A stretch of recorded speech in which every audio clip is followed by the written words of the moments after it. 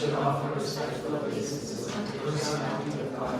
Narayana, the Narayana the supermost human being, unto Mother Saraswati, the goddess of learning, and unto Sri Ramadasadeva, the author. Nityam Bhagavata Sevaya Bhagavati Purnashloke Bhakti Bhavati Maishani.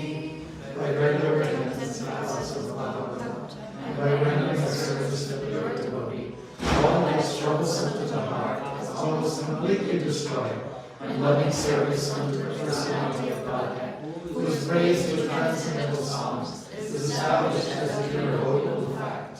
Om Jnanati Mirandasya Jnana Shalakaya Chakshurunmilitam Yena Tasmai Shri Gurave Namaha. I was born in the darkness of ignorance, and my spiritual master opened my eyes with the torchlight of knowledge. I offer my respectful obeisances unto him. Okay, do we have the verses down? Quickly. Can you tell us what they are? Well, we're looking at the fourth canto, I know that much.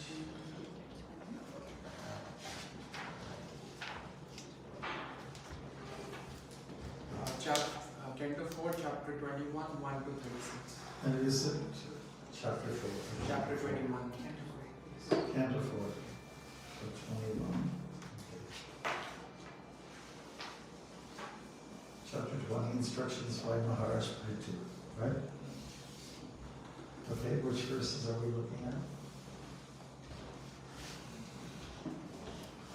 We are reading from verse 1 to 36. All the translations, and the verse that we are reciting is text 33. Okay. The whole thing, 1 to 30. Really? Yeah. All right. It's a different way of doing things. Starting at 1.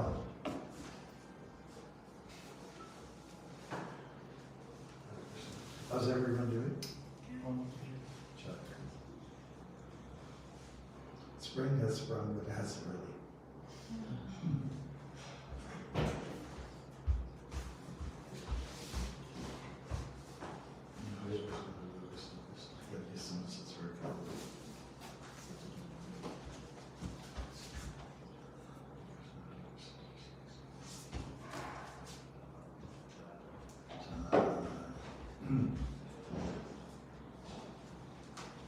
Maharaj, 1 minute. Okay, and then a little story, you may have heard this before. One tries to please the guru, and the guru asks for a glass of water, right? So the disciple thinks, oh, that's great, you know, but better than just a glass of water, a glass of milk. You know, so he brings a glass of milk to the guru and says, that's not what I asked for. That's not going to please, you know, you ask, you deliver what you asked to deliver, right? Instructions by Maharaj Prithu. Maharaj, I think you start reading translations and you fix it like, look like a star. Oh, it's stuff, yeah. So much for modern science, right? Okay. So do you want me to just start reading? Yes, yes. It's pretty boring, isn't it? Okay. The great sage Maitreya told Vidura, when the king entered his city, it was very beautifully decorated to receive him with pearls, flower gardens, beautiful cloth, and golden gates. And the entire city was perfumed with highly fragrant incense. Next one. Fragrant water distilled from sandalwood and aguru herb were sprinkled everywhere on the lanes, roads, and small parks throughout the city. And everywhere were decorations of broken fruits, flowers, wet grains, varied minerals, and lamps, all presented as auspicious paraphernalia. The scent of aguru is very beautiful, and it's the closest thing to the the smell of Krishna's body. Imagine it. Okay. All right. Text 3 then. At the street crossings, there were bunches of fruits and flowers. Are we doing it? Okay. Am I standing in the way? Is my head in the way No. for somebody? Okay. Are you with me then? Okay. 1, 2. 1, 2, 3. At the street crossings, there were bunches of fruits and flowers, as well as pillars of banana trees and banana branches. All these combined decorations everywhere looked very attractive. As the king entered the gate of the city, all the citizens received him with many auspicious articles like lamps, flowers, and yogurt. The king was also received by many beautiful unmarried girls, whose bodies were bedecked with various ornaments, especially the earrings which delighted one another. When the king entered the palace, conch shells and drums were sounded. Priests chanted Vedic mantras, and professional reciters offered different prayers. But in spite of all the ceremony to welcome him, the king was not the least bit affected.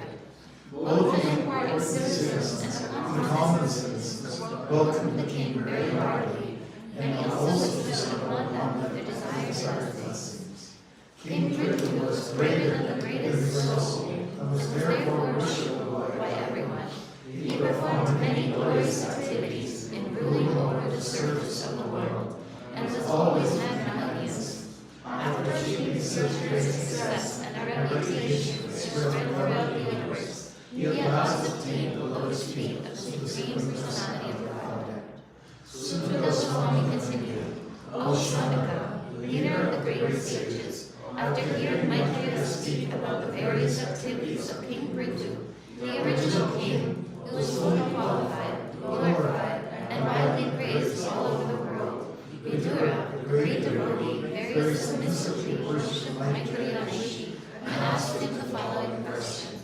Vidura said, My dear Brahmana Maitreya, it is very enlightening to understand that King Prithu was surrounded by the great sages and Brahmanas. All the demigods presented with an innumerable gifts, and he also spread his influence upon personally receiving strength from Lord Vishnu. Thus he greatly developed the earth.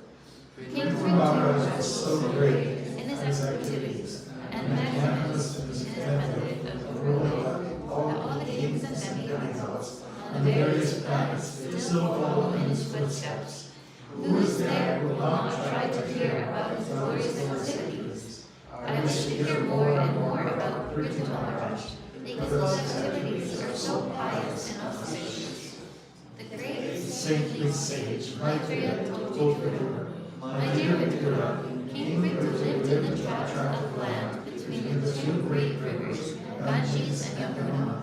Because he was very opulent, it appeared that he was enjoying his destined fortune in order to diminish the results of his past pious activities. Maharaj Prithu was an unrivaled king and possessed the scepter for ruling all the 7 islands on the surface of the globe. No one could disobey his irrevocable orders, but the saintly persons, the Brahmanas, and the descendants of the Supreme Personality of Godhead, the Vaishnavas. Once upon a time, King Prithu initiated the performance of a very great sacrifice, in which great saintly sages, Brahmanas, demigods from higher planetary systems, and great saintly kings known as Rajarshis all assembled together. In that great assembly, Maharaj Prithu first of all worshipped all the respectable visitors according to their respective positions. After this, he stood up in the midst of the assembly, and it appeared that the full moon had arisen among the stars. King Prithu's body was tall and straight, and his complexion was fair. His arms were full and broad, and his eyes as bright as the rising sun. His nose was straight, his face very beautiful, and his personality grave. His teeth were set beautifully in his smiling face. The chest of Maharaj Prithu was very broad, his waist was very thick, and his abdomen wrinkled by lines of skin, resembled by construction a leaf of a banyan tree. His navel was coiled and deep, his thighs were of golden hue, and his instep was arched. The The black silk hair on his head was very fine and curly, and his neck, like a conch shell, was decorated with auspicious flowers. He wore a very valuable dhoti, and there was a nice wrapper on the upper part of his body. As Marg was being initiated to perform the sacrifice, he had to leave aside his valuable dress, and therefore his natural bodily beauty was visible. It was very pleasing to see him put on a black deer skin and wear a ring of pusha grass on his fingers, where this increased the natural beauty of his body. The priest and Marg observed all the regulative principles before he performed the sacrifice. Just to encourage the members of the assembly and to enhance their pleasure, King Prithu glanced over them with eyes that seemed like stars in the sky wet with dew. Then he spoke to them in a great voice. Maharaj Prithu's speech was very beautiful, full of metaphorical language, clearly understandable and very pleasing to hear. His words were all grave and certain. It appears that when he spoke, he expressed his personal realization of the absolute truth in order to benefit all who were present. King Prithu said, O gentle members of the assembly, may all good fortune be upon you. May all of you great souls who have come to attend this meeting kindly hear my prayer attentively. A person who is actually inquisitive must present his decision before an assembly of noble souls. King Prithu continued, by the grace of the Supreme Lord, I have been appointed king of this land, and I carry the scepter to rule the citizens, protect them from all danger, and give them employment according to their respective positions in the social order established by Vedic injunction. Maharaj Prithu said, I think that upon the execution of my duties as king, I shall be able to achieve the desirable objectives described by experts in Vedic knowledge. This destination is certainly achieved by the pleasure of the Supreme Personality of Godhead, who is the seer of all destiny. Anything who does not teach the citizens about their respective duties in terms of varna and ashram, but who simply exacts tolls and taxes from them, is liable to suffer for the impious activities which have been performed by the citizens. In addition to such degradation, the king also loses his own fortune. Prithu Maharaj continued, therefore, my dear citizens, for the welfare of your king after his death, you should execute your duties properly in terms of your positions of varna and ashram. You should always think of the Supreme Personality of Godhead within your hearts.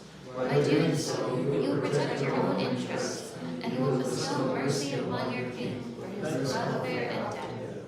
I request all the pure-hearted demigods, forefathers, and saintly persons to support my proposal, for after death, the result of an action is equally shared by its steward, its director, and its supporter. My dear respectable ladies and gentlemen, according to the authoritative statements of the Shastra, there must be a supreme authority who is able to award the respective benefits of our present activities. Otherwise, why should there be persons who are usually beautiful and powerful, both in this life and in life after death? This is taken on not only by the evidence of the Vedas, but also by the personal behavior of great personalities like Manu, Uttanapad, Dhruva, Priyavrata, and my grandfather Abhi, as well as many other great personalities and ordinary living entities, exemplified by Maharaj Prahlad and Bali, all of whom are theists, believing in the existence of the Supreme Personality of Godhead, who cares his love. Although the members like my father, Abhi, the grandson of death personified, are bewildered on the path of religion, all the great personalities, like those mentioned, agree that in this world we must bestow repetitive religion, economic development, sense gratification, liberation, or elevation to the heavenly plans is the Supreme Personality of Godhead. By the inclination to serve the lowest feet of the Supreme Personality of Godhead, suffering humanity can immediately cleanse the dirt which has accumulated in their minds during innumerable births which emanates from the toes of the lotus feet of the Lord. Such a process immediately cleanses the mind, and thus spiritual or Krishna consciousness gradually increases. One takes shelter of the Supreme Personality of He is Godhead, completely be cleansed cleansed of all misunderstanding or mental speculation, and he manifests renunciation. This is possible only when one is strengthened by practicing Bhakti Yoga. Once having taken shelter at the root of the lotus feet of the Lord, a devotee never comes back to this material existence, which is full of all three miseries. Advises citizens Engaging your minds, your words, your bodies, and the results of your occupational duties, being always open-minded, you should render devotional service to the Lord. According to your abilities and the occupations in which you are situated, you should engage your service at the lotus feet of the Supreme Personality of Godhead with full confidence and without reservation. Then you will surely be successful in achieving the final objective in your lives. The Supreme Personality of Godhead is transcendental and not contaminated by this material world. But although he is concentrated spirit soul, without material variety, for the benefit of the conditioned soul, he nevertheless accepts different types of sacrifices performed with various material elements, rituals and mantras, offered to the demigods under different names, according to the interests and purposes of the performers. The Supreme Personality of Godhead is all-pervading, but he is also manifested in different types of bodies, which arise from the combination of material nature, time, desires, and occupational duties. As the different types of consciousness develop, different ways according to the shape and dimension of firewood. The Supreme Personality of Godhead is master and enjoyer of the results of the sacrifices. He is the Supreme Spiritual Master as well. All of you citizens on the surface of the globe who have a relationship with me and are worshipping him, dint of your occupational duties, are bestowing your mercy upon me. Therefore, all my citizens, I thank you. That's it. It's pretty scattered. Check out these verses. Hare Krishna. Okay, and what are we concentrating on? 33.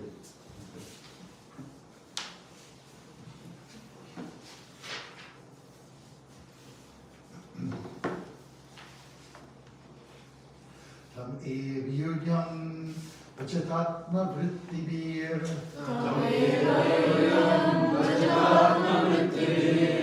Mano vachakaya punai swakarma vihi.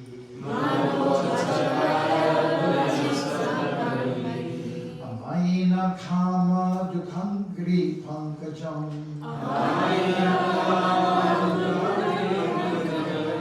Yathadikaras vasitharta siddhaya.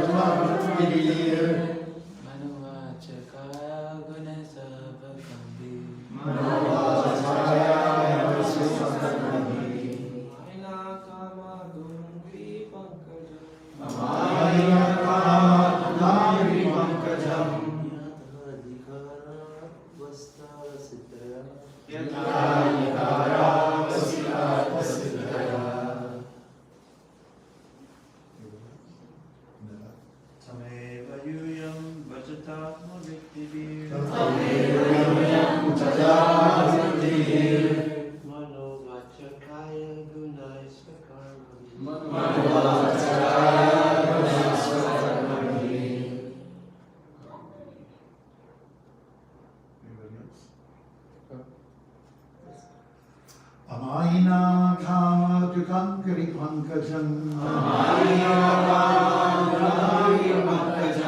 Yadikaras vasibharata siddhaya. Just read these together. So it's going to be a long prayer for it. Tam eva satyam yam all existence. Vajata worship. Atma om. Vritti occupation duty. Mana mind. Vacha words. Kaya body. Gunai qualities. Swakaya by occupation duties. Amana preservation. Kama fulfilling all desires. Amrita the lotus tree. Yata as Adhikara ability. Avasudhara fulfilling bestowals interest. Siddhaya satisfaction. Translation, let's do it together.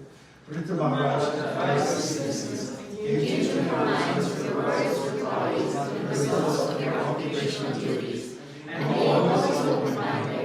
You should well render devotional service to the Lord, according to your abilities and the obligations and interests of children. You should engage your service as those feet of the Supreme Personality of God, with full confidence and without reservation. Then you will surely be successful in achieving the final objective in your lives. Okay, we got almost 2 pages of the first part. Hare Krishna. As stated in the 18th chapter of Bhagavad Gita, Sokarmanam Tam Abhyaracha.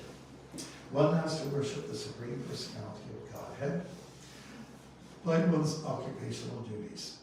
This necessitates accepting the principle of 4 varnas and 4 ashramas. Pritha Maharaj therefore says, Gunai Swa Karma Vihi. This phrase is explained in Bhagavad Gita Chatur Varanyam Maya Shvishtam Guna Karma Vibhavashaha. The 4 castes, the Brahmins, Kshatriyas, Vaishyas, Shudras, are created by the Supreme Personality of God according to the material modes of nature and the particular duties discharged in those modes. A person who is situated in the mode of goodness is certainly more intelligent than others. Therefore, he can practice the Brahminical activities, namely speaking the truth, controlling the senses, controlling the mind, remaining always clean, practicing Ashta yoga, meditation. Vishnu. like a tree. Patience. What does a tree tell you? Oh, tapa. The tree tells you tapa. If you're a woodpecker, tapa, tapa. Humble. More blank than a tree. Tolerant. Yeah, thank you very much. I'm familiar. Okay. I'm practicing tolerance, having full knowledge about one's self-identity and understanding devotional service. In this way, if he engages himself in the loving service of the Lord as an actual Brahmana, his aim to achieve the final interest of life is attained. Similarly, Kshatriya duties are to be given protection to the citizens, to give all his possessions in charity, to be strictly Vedic in the management of state affairs, and to be unafraid to fight whenever there is an attack by enemies. In this way, a Kshatriya can satisfy the Supreme Personality of Godhead by his occupational duties. Similarly, a Vaishya can satisfy the Supreme Godhead by properly executing his occupational duties, engaging himself in producing foodstuffs, by giving protection to the Cows. and trading if necessary when there is an excess of agricultural production. Similarly, because Shudras do not have ample intelligence, they should simply engage as workers to serve the higher statuses of social life. Everyone's aim should be to satisfy the Supreme Personality of God, and by engaging his mind and thinking always of Krishna. his words, and always offering prayers to the Lord, or preaching about the glories of the Lord, and his body is executing the service required to satisfy the Lord. As there are 4 divisions within our body, the head, the arms, the belly, and the legs. Similarly, human society takes, as a whole, it's divided into 4 classes of people according to their material qualifications and occupational duties. Thus, the Brahminical or intelligent men have to execute the duty of the head. The Kshatriyas must fulfill the duty of the arms. The Vaishya class must fulfill the duty of the belly, and the Shudras must fulfill the duty of the Legs. In executing the prescribed duties of life, no one is higher or lower. There are such divisions as higher and lower, but since there is actually a common interest to satisfy the Supreme Personality of Godhead, there is no distinction between them. The question may be raised that since the Lord is supposed to be worshipped by great demigods like Lord Brahma and others, how can an ordinary human being on this planet serve him?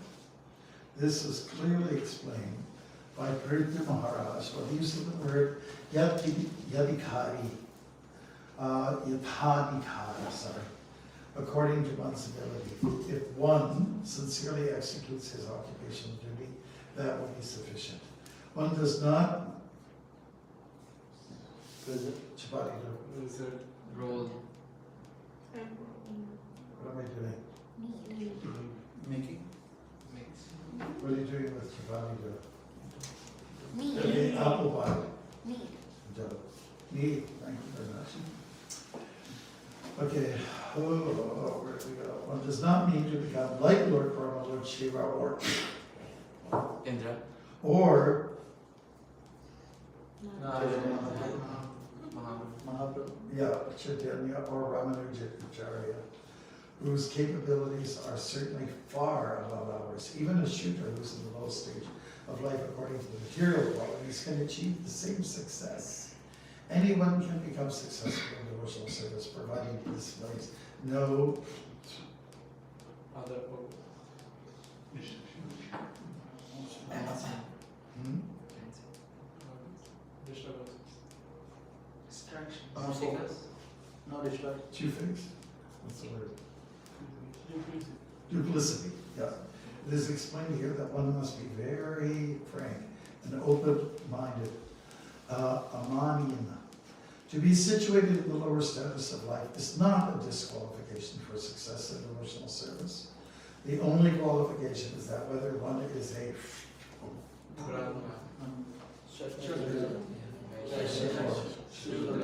he must be open, frank, and free from reservations. Then, by performing his particular occupational duty under the guidance of a proper spiritual master, he can achieve the highest success in life, as confirmed by the Lord himself, the Three Vaishyas, the Dashinders.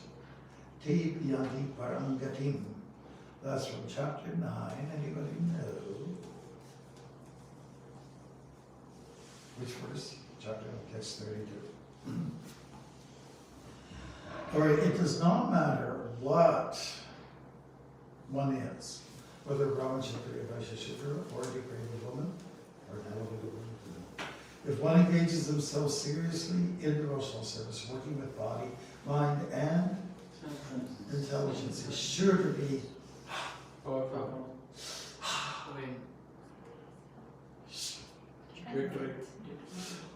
Achiever? How about successful? All right, now I lost my product position. Okay. In going back home, back to Marg, the Lord's lotus feet are described here as Kama Dukangri Pankajam, because they have all power to fulfill the desires of every one. The devotee is happy even in this life, because although in material existence we have many needs, all those material needs are satisfied. And when at least he at last quits his body, he goes back to The wings. Heaven. Gates. back to home, back to Godhead, without a Doubt. doubt. Right? We have 5 minutes to talk. That's something. That's all. Hey, Krishna. Jai, so I thought I had a request that I talk a little bit about the trip to India. Would you like to hear that? Yes. Okay, great. So, we just read the purport anyway. All right, so I went I left on the 18th or somewhere around there in February for India, going first to, Mumbai, and then Kolkata. Kolkata, you take a taxi. And what was nice about the arrangements by the devotee Rajasiya, who does these things for me, he arranged for all other actors to end up flying in there at the same time. And that's wonderful. Like coming from different countries, and we all end up around the same time within a 2-hour range. And then a bus was arranged by our dear dentist, Keshava, that was the temple president here for some time. And then we end up in Nolan, Mayapur, the headquarters for the International Society for Krishna Consciousness. What's so special about it? Well, and especially this year, they have opened a wing in honor of Narasimha. And so there was, we all got seating arrangements for all the devotees that come to visit. There were hundreds of devotees that sat in the TOVP, which is the big temple. And then there was a procedure that was required in order to go to see the new wing of Narasimha. And have you seen videos of it? Okay, it's very beautiful. And we have to credit Ambarish very much for his contributing so much money to it. And it's his wife, I'm just trying to remember her name, Sharmila, I think, yeah. She organized the colors, she's an architect, so she got the colors together, she got the texture, she arranged for the interior decoration. And it is very stunning. It's very handsome looking. And it's very strong. So Narasimha is in there, and he's installed like a temporary machine, as far as I understand. Looks similar to the one we already have. And there's a lot of smoke that came out, so you could hardly see him mystically.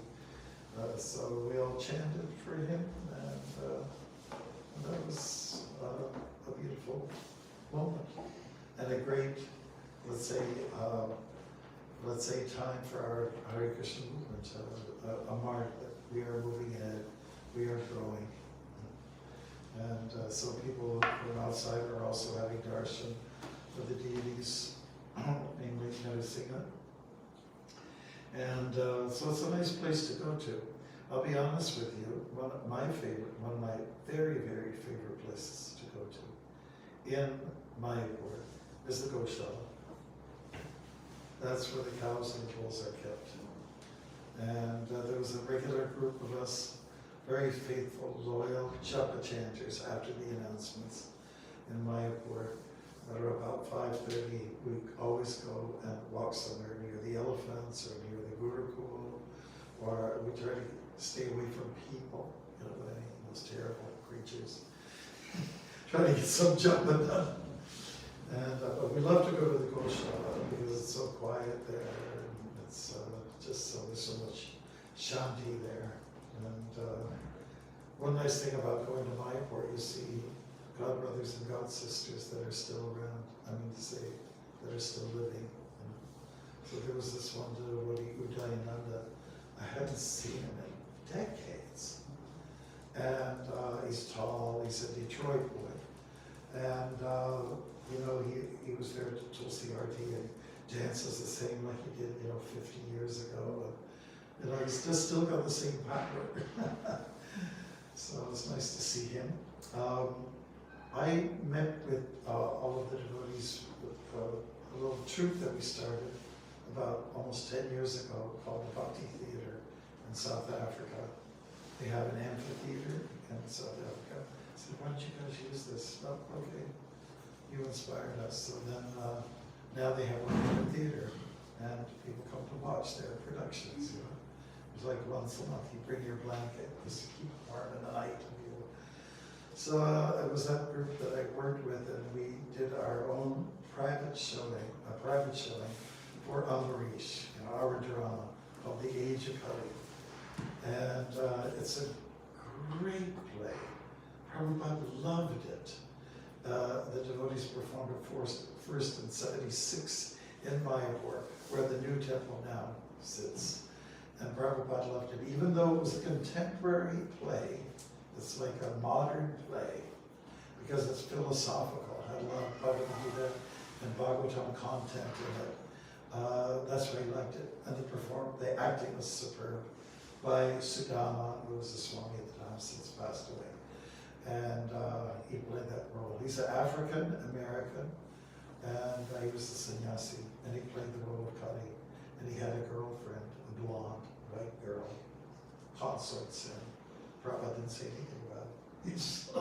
He thought the performance was great. And her name was Rasanya. She grew up in America, has German background, and she's a sweet person. I mean, a wonderful, wonderful devotee.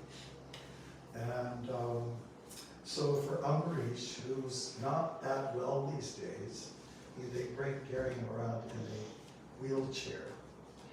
And we picked a room that was maybe twice this size, ceiling of wire. Acoustics were not bad, and we didn't even have our costumes ready. So we gave him a sneak preview of, because he wasn't going to be around later when we were up to perform. So the drama is very captivating. We play the Rolling Stones in there. We play Bolero. If you're wondering, you have to see the drama to see what it's all about, how it fits in. And we had live singers. They also came from South Africa, and they sang what they used to call Negro spiritualist song. And it was very attractive and very appealing. Devotees found it also interesting, as we did 11 shows of this drama in India. They like the style of music, and the opening act for all of our plays were by Mahadev and Annapurna, whom you know. And they have simple melodies, anybody can follow it. And it's kind of light and lively, and they set a nice tone. And so who came to visit us? Well, we had all kinds of sannyasis come. One day, a whole bunch of sannyasis just piled in, and of course my heart says, well, how nice it was. Like, Ranjan Swami, and there was Radha Swami, and a couple more that came in at the same time. And there was always some senior devotees there. And we also, the second showing we did was for the school. There was about 150 kids come, and we did a matinee for them. Oh, I'm not boring you. I'm just giving you a report. These kids range from 6 to probably 16, and every year we do this for them. The head master is Rachita Marg, and she's from Canada, and she grew up in the Ottawa area. And I'll tell you an interesting story. Her father had a big position in the government. And he never liked her. She was like a mild hippie. He never liked her joining the movement. He never, for decades, he never cared. He expressed how he wasn't pleased with her, even though she's a true blue devotee. You know? And then, I'll be quick on this one. Then the National Film Board of Canada did a documentary on the longest road. It's called The Longest Road. And it's over an hour, it's an hour and a half long. And I'm the main feature in there because they had me reenact my walk across Canada. So Rochi Tupper's father, happened to see the documentary. It's a Canadian film. And he said, oh wow. You know, and his whole heart changed about her involvement in Krishna consciousness when he saw that documentary. Wow. And so I felt so, I did some seva. National Film Board did some seva. So he got very excited. That's your Swami, you know. So, anyways, Reggie Power, wonderful lady, and her daughters were very involved there. We performed for devotees. Children were coming. They always get excited. In fact, some of the leaders say, Maharaj, when you come to the place, that's when the festival begins. That's when everyone, they get cheery, they get excited, they get entertained. You know, it's true. You know, it's a little bit, Mayapur can be just rolls out the same all the time. There's lots of pujas. When they have a special play, they get so excited, and it's like this. Some of the kids, I want to go back.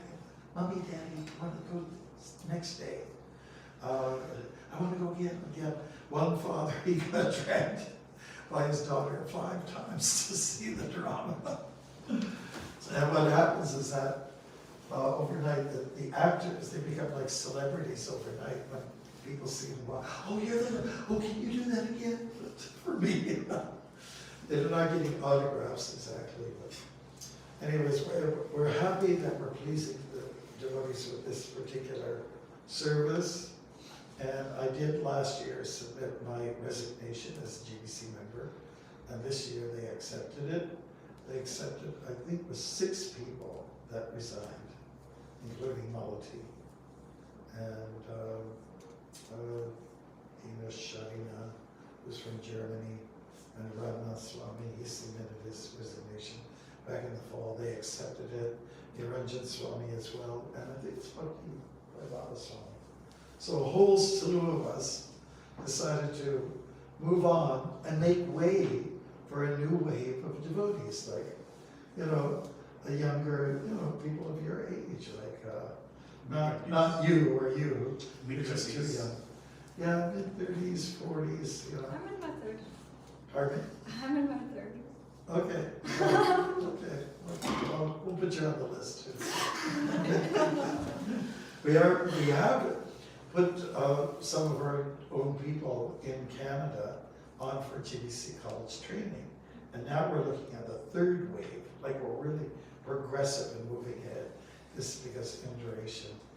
And Brenda are particularly really on top of things. They're what's called zonal secretaries. So she kind of looks after a little bit the western part of the country. He is more involved in southern Ontario, all the way to Newfoundland. So that's how it kind of works out. And but I did say, even though I'm resigning, I'll stay on as emeritus. I'll be an advisor, and I'm not pulling away. And I'm going to still travel and do the same things that I've been doing. I'm going to open centers, and I'm going to yell and scream and nag at people when I feel things are not right. Okay, I don't do that too often. But I'll just continue to travel and work on the dramas and probably walk a few small countries as well. Because while I'm visiting, like I was in Suriname, I started walking that country. I only did about 3 days, but I have to go back about 4 or 5 times to complete the country. And of all the things that I've been doing before, I'm also a director in almost every center we have in Canada. So that means it's a big responsibility. You know? If you have financially, you know, if one of the centers goes belly up, I and 2 or 3 other people are responsible. You know. So in this way, I'm just in the throes of writing a letter to our leaders to let them know what my position is.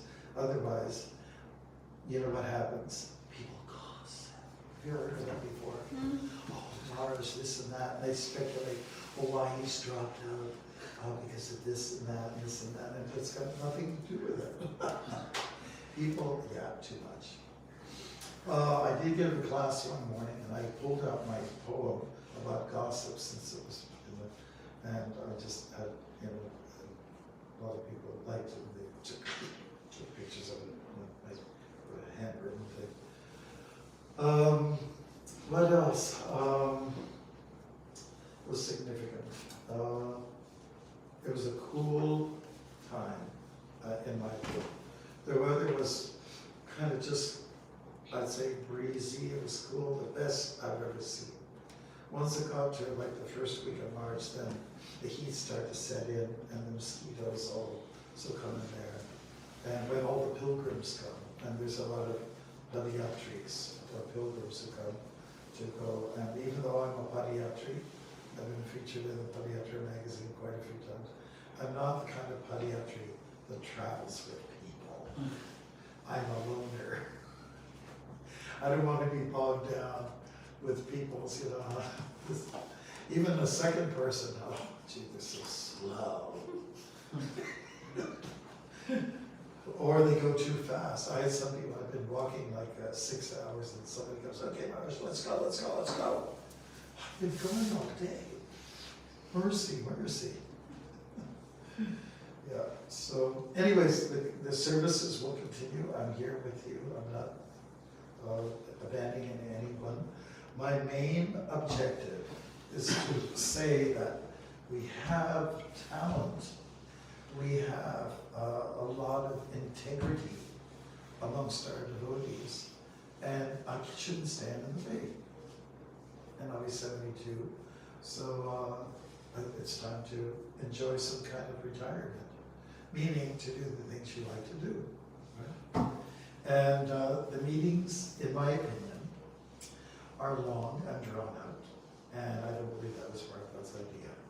So we have some good people in there now, Tapanisha and others, who conduct the meetings in a real nice way. I'm saying this because some of you might become leaders in our movement, you know, and you're wondering if Bhakti Marg Swami talked about those, you know, those horrible, obnoxious meetings. So I don't think I'll become a leader.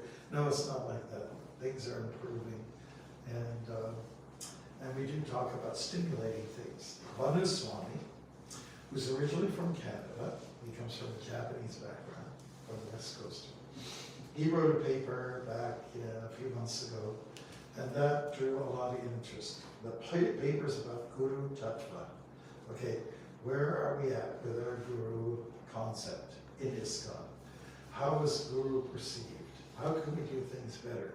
What about Shiksha Gurus, who tend to be neglected a lot? You understand what I mean by Shiksha Gurus? Shiksha Gurus are the people who kind of take you by the hand when you come through the door, and they take you and they kind of practically make you a devotee, right?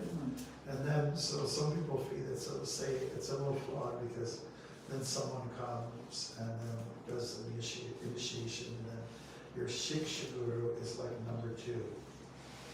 So it's not fair, right? So we discuss those things, and we hit on the topic of the female guru, Vaishnavi Diksha Gurus, and so those, I went to one session for the sannyasis and GBC and gurus, and that session went really well. It was, we had breakout sessions where you feel like you're valued, and you can say what's on your mind, and they'll take notes and throw it out to the people who are managing it, and then gather that information. So that's how the meetings are run. Most of the meetings were held in the TOVP. The rooms are already there. They're there. And so why not use them? There was a museum, the biggest museum of its kind in honor of Bhakti Siddhanta, established in Mayapur. You're probably reading all these things, right? And it was nice. What I read was good material. But it's not newcomer-friendly material, in my opinion. It's all for those who are getting part of the culture, know quite a bit, it's okay for them. But it's not much for anybody like, if I'm a tourist, I'm coming, I wouldn't understand, where are we going here? What are they talking about here? The names are foreign enough for me. So, but it looks really smart and slick. And yeah, so my pet peeve, I'm gonna say what I like and I don't like about things, if you don't mind. Okay, if you're gonna have a good drama, a good story, it can't all be like rosy. I'm not gonna throw a bowl of roses out at you, and or put a bowl of cherries either. There's just too many motorbikes out there, and I think Garden City Rose, that's been my pet peeve for years, you know. There's some nice walkways and there's so much development going on, many grihastas living there. But you know, when you're a grihasta and you're not so much tied in, but you're just one part of the community, you buy a motorbike and you blast your way through nice walking areas, kind of spoils the atmosphere. It's like archipelago, and don't use any instruments, and then it's beautiful. So I brought our little singing group up there with their spiritualist song, hush, hush, someone's calling my name, Govinda, Govinda. And we had them go up there in the samadhi in the main temple hall, and it was perfect. It was perfect. Oh, by the way, speaking of singers, does anybody know Ayasaki? I haven't seen him for a few years. He was raised in Winnipeg, and he was a real accomplished musician. He's got the best musical arrangements, in my opinion, for a bhajan singer in our movement. The best. Look him up, Ayasaki. Do you know him? Yeah. So I interviewed him for a book that we're doing. It's called Krishna and the Maple Leaf. And it's a book about the pioneers in Krishna consciousness in Canada from 67 to 77. So I was surprised. Some of you might not be familiar with the biggest rock bands in the history of Canada, music history, including Neil Young. Neil Young and him were close friends. Does that ring a bell with you? Neil Young? Well, you know, if you go to the music conservatory there on Bloor Street, everybody knows Neil Young. So he said, why don't you come out the week, we'll go on the road show, we'll do a tour. He said, no, I'm involved in some of the common music.